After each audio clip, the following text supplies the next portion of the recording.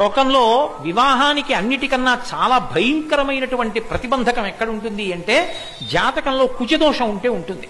ఎందుకంటే కుజదోషం ఉందనుకోండి, వాళ్ళు మళ్ళీ కుజదోషం ఉన్న వాళ్ళనే చేసుకోవాలి తప్ప కుజదోషం లేని వాళ్ళని చేసుకుంటే ఆ భార్యాభర్తల్లో ఒకళ్ళు శరీరం వదిలిపెట్టేస్తారు, ఇక వాళ్ళకి దాంపత్య జీవితం ఉండదు.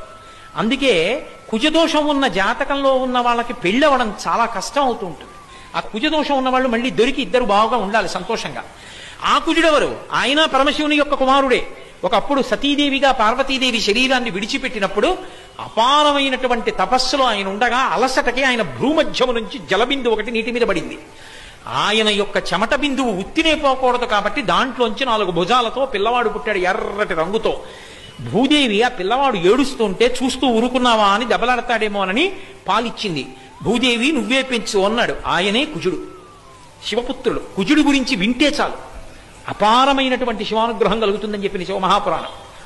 అటువంటి కుజుడు జాతకంలో కానీ దోషంతో ఉంటే, కుజదోషం ఉంది జాతకంలో అని ఎలా చెప్తారంటే, లగ్నం నుంచి కానీ చంద్రుడున్నటువంటి రాశి నుంచి కానీ శుక్రుడున్నటువంటి రాశి నుంచి కానీ రెక్క పెట్టినప్పుడు 2 కానీ 4 కానీ 7 కానీ 8 కానీ 12వ స్థానంలో కానీ కుజుడు వచ్చుంటే ఆ జాతకానికి కుజదోషం ఉంది అంటారు వధూవరుల జాతకంలో.